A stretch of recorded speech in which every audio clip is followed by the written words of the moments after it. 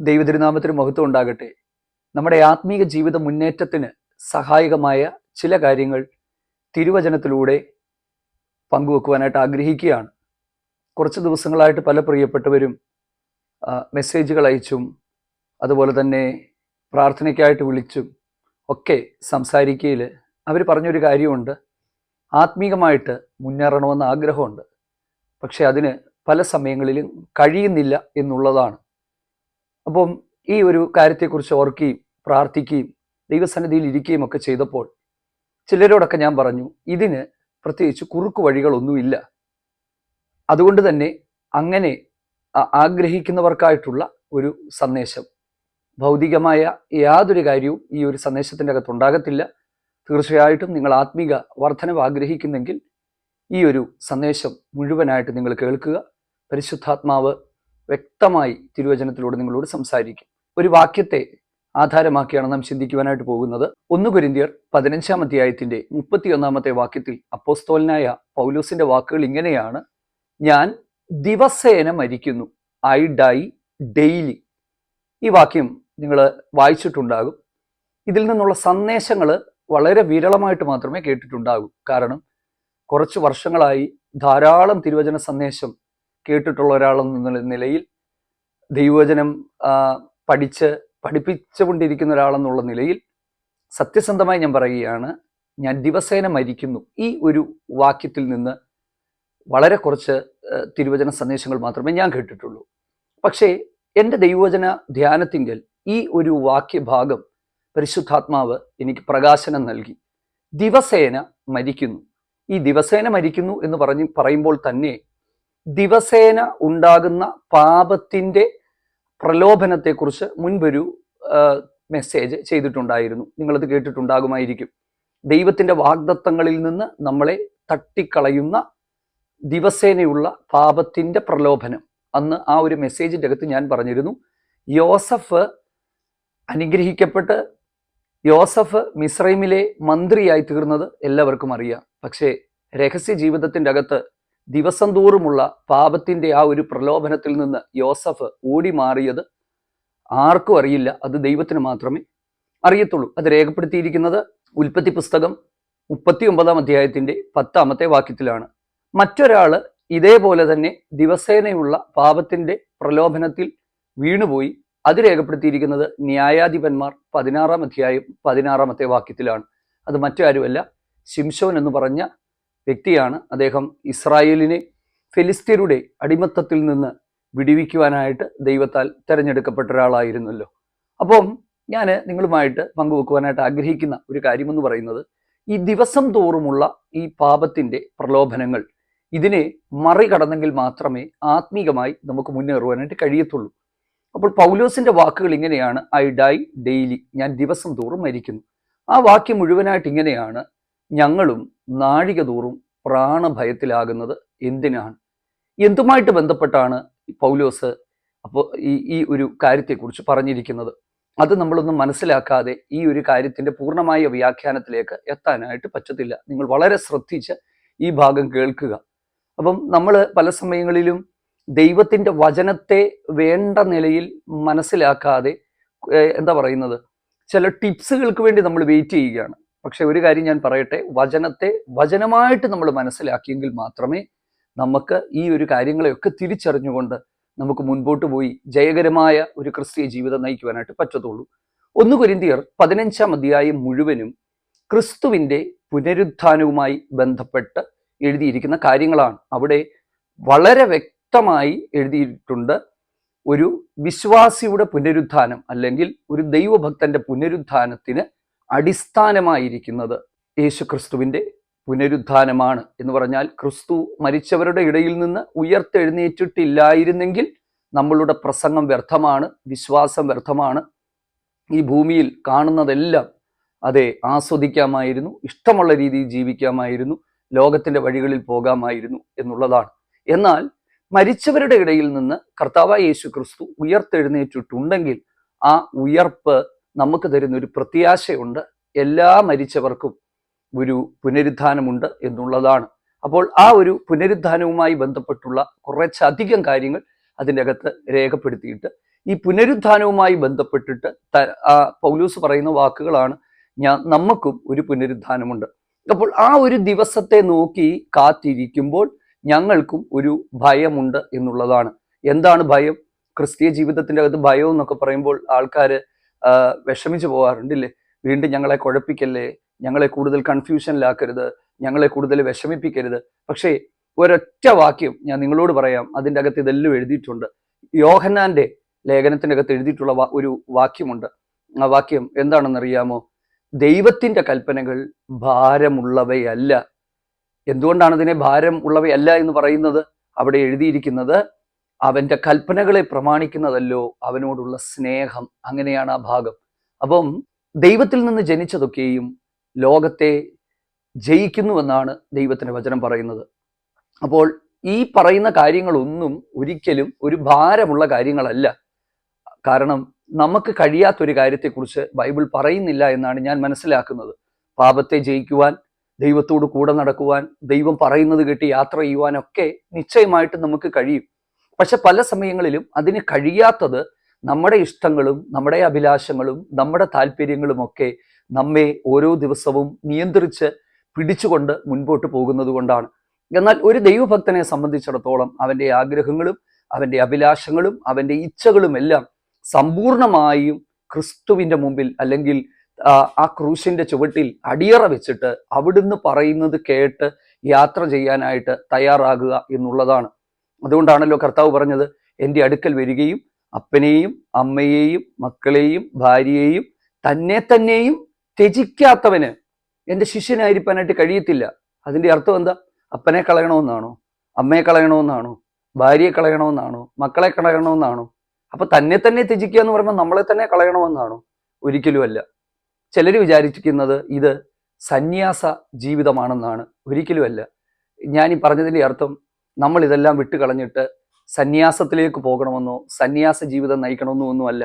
വേദപുസ്തകത്തിൻ്റെ ഈ ചരിത്രങ്ങളിൽ നമ്മൾ വായിക്കുമ്പോൾ ഇത്തരത്തിലുള്ള സന്യാസ ജീവിതം നയിച്ച ഒരുപാട് ആൾക്കാരുണ്ട്. നിങ്ങൾ ഈ കുമ്രാൻ ചുരുളുകൾ എന്ന് കേട്ടിട്ടുണ്ടാകും. കുമ്രാൻ ചുരുളുകൾ അത് കണ്ടെടുത്തത് ഇത്തരത്തിലുള്ള സന്യാസ ജീവിതം നയിച്ച അല്ലെങ്കിൽ പ്രധാനപ്പെട്ട സമൂഹങ്ങളിൽ നിന്നെല്ലാം വേർപെട്ട് ജീവിച്ച അവർ എഴുതിയ അവരുടെ കയ്യെഴുത്ത് പ്രതികളാണ് പിന്നീട് ഈ കുമ്രാൻ ചുരുളുകൾ എന്നുള്ള പേരിൽ കിട്ടിയത്. ഏറ്റവും വിശ്വസനീയമായ തിരുവെഴുത്തിന്റെ പ്രതികളായിട്ടാണ് അവയെ കണക്കാക്കിയിരിക്കുന്നത്. അപ്പം അങ്ങനെയൊക്കെയുള്ള ആളുകൾ വേദപുസ്തകത്തിന്റെ ഈ ചരിത്രവുമായിട്ട് ബന്ധപ്പെട്ട് നമുക്ക് കാണാനായിട്ട് പറ്റും.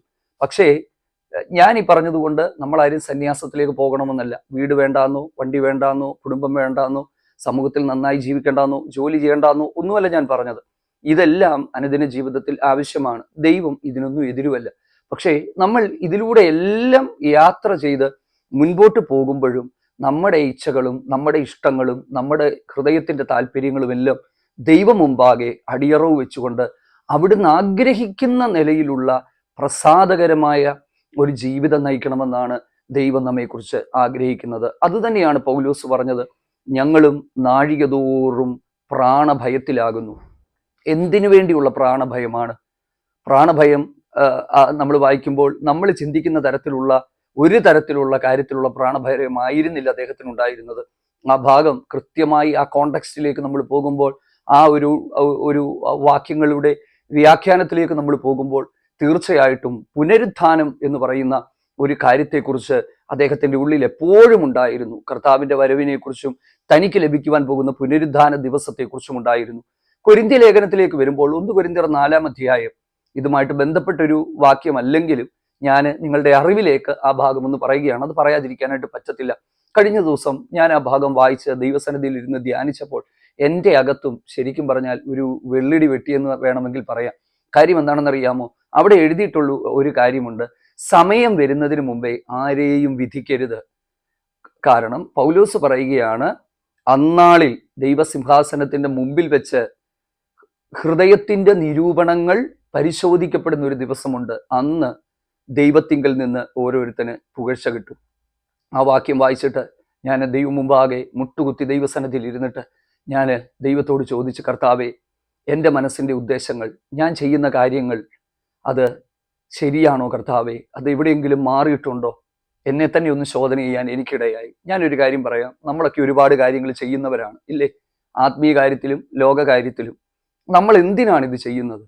നമ്മൾ ആ ചെയ്യുന്നതിൻ്റെ പുറകിലുള്ള ആറ്റിറ്റ്യൂഡ്, ബിഹൈൻഡ് ദി ആക്ട്, നമ്മളുടെ ആ പ്രവൃത്തിക്ക് പിന്നിലുള്ള ഉദ്ദേശം എന്താണ്? ഈ ഒരു ഉദ്ദേശം വളരെ പ്രധാനപ്പെട്ട ഒരു കാര്യമാണ്, പരമപ്രധാനമായ ഒരു കാര്യമാണ്. ദൈവം ഈ ഒരു കാര്യത്തെ നിശ്ചയമായിട്ടും പരിശോധിക്കുമെന്നുള്ള കാര്യം നിസ്തർക്കമായ ഒരു കാര്യമാണ്. അതെന്നാണ്? അത് ആ ദിവസം വരാനായിട്ട് പോവുകയാണ്. അന്ന് നമ്മളെ ഓരോരുത്തരെയും നിർത്തി നമ്മൾ ചെയ്യുന്ന ഒരു കാര്യത്തിൻ്റെ പിന്നിലെ ഉദ്ദേശം ദൈവം പരിശോധിക്കുമെന്ന് പറയുമ്പോൾ എത്ര ഭയങ്കരമായ ദിവസമായിരിക്കും. എനിക്ക് തോന്നുന്നു ഇത്തരത്തിലുള്ള കാര്യങ്ങളൊക്കെ ഉള്ളത്തിൻ്റെ അകത്തുള്ള ആ ഒരു ദൈവഭക്തനായ മനുഷ്യൻ പൗലോസ് പറയുകയാണ്, നാഴിക തോറും ഞങ്ങൾ പ്രാണഭയത്തിലാകുന്നു. എനിക്ക് നിങ്ങൾക്ക് ക്രിസ്തുവേശുവിലുള്ള പ്രശംസയാണ്. ഞാൻ ദിവസേന മരിക്കുന്നു, ഐ ഡൈ ഡെയിലി. അപ്പൊ ഞാൻ പറഞ്ഞല്ലോ ദിവസേനയുള്ള മരണം എന്താണെന്നുള്ളത്. അത് നമ്മൾ വ്യക്തമായിട്ട് മനസ്സിലാക്കണം. കാരണം ഈ കണ്ണുകൾ, ഈ കൈകൾ, ഈ കാലുകൾ ലോകത്തിന്റെ പലതും ചെയ്യാനായിട്ട് പോയിക്കൊണ്ടിരുന്ന കണ്ണുകളും കൈകളും കാലുകളുമാണ്.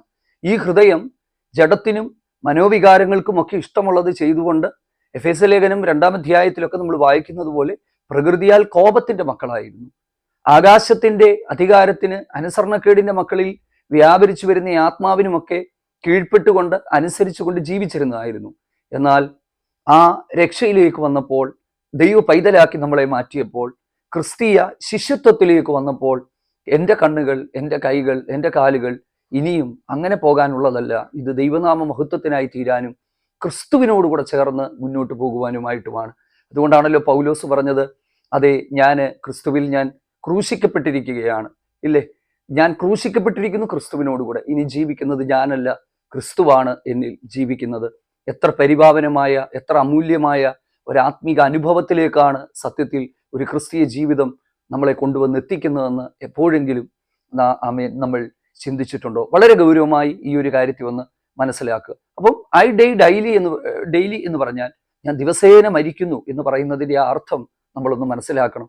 ഓരോ പ്രാർത്ഥനയിലും ഓരോ ദിവസവും ദൈവവചനം ധ്യാനിക്കുമ്പോഴും വായിക്കുമ്പോഴും ഒക്കെ എൻ്റെ ഇഷ്ടങ്ങൾ, എൻ്റെ ആഗ്രഹങ്ങൾ ദൈവത്തെ കൊണ്ട് സാക്ഷാത്കരിക്കാനല്ല, ദൈവത്തിൻ്റെ ഇഷ്ടങ്ങൾ, ദൈവത്തിൻ്റെ ആഗ്രഹങ്ങൾ, ദൈവത്തിൻ്റെ അഭിലാഷങ്ങൾ ഇതൊക്കെ എൻ്റെ ജീവിതത്തിലേക്ക് വരണമേ എന്ന് നമുക്ക് പ്രാർത്ഥിക്കുകയും ഏൽപ്പിച്ചു കൊടുക്കുകയും ചെയ്യാം. അപ്പോൾ ചിലർ സ്വാഭാവികമായി ചിന്തിക്കുന്ന ഒരു കാര്യമുണ്ട്, അയ്യോ എൻ്റെ സ്വാതന്ത്ര്യം നഷ്ടപ്പെട്ടു പോകുമോ, എൻ്റെ ജീവിതം കുഴിയിലായി പോകുമോ, ഞാൻ വഞ്ചിക്കപ്പെട്ടു പോകുമോ, ദൈവം പറയുന്നത് കേട്ടാൽ എൻ്റെ സ്വാതന്ത്ര്യം ഇല്ലാതെയായി പോകുമോ? തീർച്ചയായിട്ടും ഒരു 10-20 വർഷമായി കർത്താവിനെ മനസ്സിലാക്കി കൂടെ യാത്ര ചെയ്യുന്ന ഒരാളെന്നുള്ള നിലയിൽ ഞാനൊരു കാര്യം പറയാം, ഒരിക്കലും നിങ്ങൾ ചതിക്കപ്പെടത്തില്ല, ഒരിക്കലും നിങ്ങൾ വഞ്ചിക്കപ്പെടത്തില്ല. ദൈവം ഒരു കാര്യം നമ്മുടെ ജീവിതത്തിൽ വേണ്ട എന്ന് പറയുന്നെങ്കിൽ അതിൻ്റെ പിന്നിൽ ഒരു കാര്യമുണ്ട്. ഉദാഹരണം, മദ്യപാനം. ദൈവവചനത്തിന്റെ ഭാഗങ്ങൾ വായിക്കുമ്പോൾ അതൊരു പാപമാണ്. പുകവലി എന്താണെന്ന് ചിന്തിച്ചിട്ടുണ്ടോ? നമ്മുടെ അവയവങ്ങളെ നശിപ്പിക്കുന്നതല്ലേ. അങ്ങനെ ഓരോ കാര്യങ്ങളും എടുത്തു നമ്മൾ നോക്കി കഴിയുമ്പോൾ ഈ പാപത്തിന്റെ പ്രവൃത്തികളെല്ലാം നമ്മളെ തന്നെ നശിപ്പിക്കുമ്പോൾ അതിനെയൊക്കെ വേണ്ട എന്ന് പറഞ്ഞ് വിശുദ്ധനായ ദൈവം തൻ്റെ വിശുദ്ധിയിലേക്ക് നമ്മൾ നടന്നു കയറുവാനായിട്ട് നമ്മളെ ഓരോ സമയവും പ്രേരിപ്പിച്ചുകൊണ്ടിരിക്കുകയാണ്, വിളിച്ചുകൊണ്ടിരിക്കുകയാണ്. പരിശുദ്ധാത്മാവ് അതിനായിട്ട് നമ്മളെ ഒരുക്കിക്കൊണ്ടിരിക്കുകയാണ്. അപ്പോൾ ഇതിൻ്റെ ഒരു ബാക്കി ഭാഗം നമ്മൾ കാണുമ്പോൾ വ്യക്തമായി അവിടെ അപ്പോസ്തലനായ പൗലോസ് രേഖപ്പെടുത്തിയിരിക്കുന്ന കാര്യങ്ങൾ ഒന്ന് ശ്രദ്ധിക്കുന്നത് നല്ലതായിരിക്കും. അപ്പം അദ്ദേഹം അവിടെ പറയുന്നത്, ഞാൻ എഫെസോസിൽ വെച്ച് മൃഗയുദ്ധം ചെയ്തത് മാനുഷികമാണെന്ന് നിങ്ങൾ ചിന്തിക്കുന്നുണ്ടോ? മരിച്ചവർ ഉയർക്കുന്നില്ലെങ്കിൽ തിന്നുക, കുടിക്കുക, നാളെ നാം ചത്തുപോകുമല്ലോ, മരിച്ചു പോകുമല്ലോ എന്നാണ്. എന്താണ് അതിൻ്റെ അർത്ഥം? ആ ഒരു ഭാഗത്തെ ഒന്ന് വ്യക്തമാക്കാതെ എനിക്ക് മെസ്സേജ് അവസാനിപ്പിക്കാനായിട്ട് കഴിയത്തില്ല. നിങ്ങൾ വളരെ ശ്രദ്ധിച്ച് ആ ഭാഗം ഒന്ന് മനസ്സിലാക്കുക. പൗലോസ് പറയുകയാണ്, പുനരുദ്ധാനം ഇല്ലെങ്കിൽ തിന്നുക, കുടിക്കുക, ചാകുക എന്ന് പറഞ്ഞാൽ എങ്ങനെയും ജീവിക്കാം. അപ്പം അതാണ് ഞാൻ ആദ്യം പറഞ്ഞത്. ഈ പുനരുത്ഥാനം എന്ന് പറയുന്ന ഈ ഒരു കാര്യത്തെ എപ്പോഴും തൻ്റെ ഉള്ളിൽ കരുതിക്കൊണ്ട് തൻ്റെ ലക്ഷ്യം അതായതുകൊണ്ട് തന്നെയാണ് പൗലോസ് ഈ കാര്യങ്ങളെല്ലാം പറയുന്നത്. അതുകൊണ്ടാണ് ലോകത്തിൽ പലതും അദ്ദേഹം ഒഴിവാക്കിയത്. കൊരിന്ത്യ ലേഖനത്തിൽ തന്നെ മറ്റൊരു ഭാഗത്ത് നമ്മൾ കാണുന്നുണ്ട്, 1 കൊരിന്ത്യർ 9-ാം അധ്യായത്തിന്റെ 24 മുതലുള്ള വാക്യങ്ങളിൽ അവിടെ കാണുകയാണ്, I discipline my body, make it as A slave. ഞാൻ പലതവണയും ഈ വാക്യം പറഞ്ഞിട്ടുണ്ട്. ഞാൻ എൻ്റെ ശരീരത്തെ ഞാൻ അടിമയാക്കുകയാണ്. സ്നേഹത്തോടെ ഞാൻ പറയാം, കണ്ണിനെ അത് കാണാൻ ആഗ്രഹിക്കുന്ന എല്ലായിടത്തേക്കും നമ്മൾ അഴിച്ചുവിടരുത്. നാവിനെ അത് സംസാരിക്കാൻ ഇഷ്ടപ്പെടുന്ന എല്ലാ കാര്യത്തിനും എടുത്തു വളയ്ക്കരുത്. ഹൃദയത്തെ അതിനെ അഴിച്ചുവിട്ടാൽ അതിൻ്റെ ചിന്തകൾ അത് ഇഷ്ടമുള്ളിടത്തേക്ക് പോകും. പക്ഷേ പരിശുദ്ധാത്മാവിന് നമ്മൾ വിധേയപ്പെട്ട് അതേ ആത്മാവിനാൽ ജഡത്തിന്റെ പ്രവൃത്തികളെ മരിപ്പിക്കുന്നുവെങ്കിൽ ഒരു കാര്യം ഞാൻ പറയാം, പാപം ലെവലേശം തൊടാതെ നമ്മൾ കംപ്ലീറ്റ്ലി പ്രൊട്ടക്റ്റഡ് ആയിരിക്കും. ആ ഒരു ദൈവസാന്നിധ്യത്തിന്റെ മറവിൻ്റെ അകത്ത് നമ്മൾ സൂക്ഷിക്കപ്പെട്ടിരിക്കും. ജീവിതത്തിൽ ഒരിക്കലും അനുഭവിക്കാത്ത ആത്മീക സന്തോഷത്തിലേക്ക് അത് നമ്മളെ കൊണ്ടുവന്നെത്തിച്ച് നമ്മളെ കരം പിടിച്ച് മുൻപോട്ട് നടത്തുവാനായിട്ടിടയായിത്തീരും. ഇതിന്റെ ഏറ്റവും ഒടുവിലത്തെ ആ ഭാഗം 15-ാം അധ്യായം നിർത്തുന്ന ആ വാക്യങ്ങൾ കൂടി പറയാതിരിക്കാനായിട്ട് പറ്റില്ല. അവിടെ അദ്ദേഹം പറയുന്ന വാക്കുകൾ ഇങ്ങനെയാണ്: നീതിക്ക് നിർമ്മതരായി ഉണരുക, ചിലർക്ക് ദൈവത്തെക്കുറിച്ച് പരിജ്ഞാനമില്ല, പാപം ചെയ്യാതിരിക്കുവിൻ. എന്താണ് അതിൻ്റെ അർത്ഥം? പാപവുമായി ബന്ധപ്പെട്ടാണ് ഈ കാര്യം പറഞ്ഞിരിക്കുന്നത്. പാപം ചെയ്യാതിരിക്കുവീൻ എന്ന് വ്യക്തമായി പറയുന്നുണ്ടെങ്കിൽ അതിൻ്റെ അർത്ഥം പാപം ചെയ്യുന്നവർ ഉണ്ടായിരുന്നു. കൊരിന്ത്യ സഭയുടെ പശ്ചാത്തലം നമ്മൾ പഠിക്കുമ്പോൾ ദുർനടപ്പുകാരും അസന്മാർഗികമായ ജീവിതത്തിൽ ജീവിച്ചിരുന്നവരുമായ വിശ്വാസികൾ എന്ന് പേർപ്പെട്ട ഒരുപാട് ആളുകൾ കൊരിന്തിലുണ്ടായിരുന്നു. ഇല്ലേ? ഇന്നത്തെ കാലത്തിലേക്ക് നമ്മൾ വരുമ്പോഴും അങ്ങനത്തെ ഒരു വല്ലാത്ത കാലത്തിൽ നമ്മൾ ജീവിക്കുമ്പോൾ എൻ്റെ പ്രിയപ്പെട്ടവരെ, സ്നേഹത്തോടെ അവരുമായിട്ടൊക്കെയുള്ള ബന്ധത്തിൽ പൗലോസ് പറയുന്ന വാക്കുകൾ നമ്മുടെ ജീവിതത്തിൻ്റെ അകത്തേക്ക് നമുക്കൊന്ന് കൊണ്ടുവരാം. ഐ ഡൈ ഡെയിലി, ഞാൻ ദിവസവും മരിക്കുകയാണ്. ഈ ഒരു വേദഭാഗം എൻ്റെ ഹൃദയത്തെ ഭയങ്കരമായിട്ട് സ്പർശിച്ചു. ഈ ദിവസങ്ങളിലൊക്കെ ഓരോ സമയവും ഈ വേദഭാഗം എൻ്റെ ഹൃദയത്തിൻ്റെ അകത്ത് കിടന്ന് ഇതിങ്ങനെ കത്തിക്കൊണ്ടിരിക്കുകയാണ്. ഈ ദൈവവചനം നിങ്ങളുടെ ഹൃദയത്തെ കത്തിക്കട്ടെ, കാഴ്ചപ്പാടുകളെ മാറ്റട്ടെ, യഥാർത്ഥമായ ഒരു ശിഷ്യത്വത്തിലേക്ക്, ഡിസൈപ്പിൾഷിപ്പിലേക്ക് നമ്മൾ കടന്നു വരുവാനായിട്ട് ഇടയായി തീരട്ടെ. അങ്ങനെ നമ്മൾ മുൻപോട്ട് പോവുകയാണെങ്കിൽ ഉറപ്പായിട്ട് ദൈവം ആഗ്രഹിക്കുന്ന നിലയിലുള്ള ഒരു ആത്മീക വളർച്ച നമ്മളിൽ ഉണ്ടാകും. അത് 1-2 ദിവസങ്ങളിൽ മാത്രമല്ല, തുടർച്ചയായിട്ടുള്ള ജീവിതത്തിൻ്റെ സമസ്ത മേഖലകളിലും ഇത് കൈവരിച്ചുകൊണ്ട് മുന്നോട്ട് പോകാനായിട്ട് കർത്താവ് നമുക്ക് ഇടയായി തീരട്ടെ. അതിനായിട്ട് പ്രത്യേകം പ്രാർത്ഥിക്കുന്നു. ദൈവം നമ്മെ സഹായിക്കട്ടെ. ആമേൻ. God bless you. മാറാനാഥ.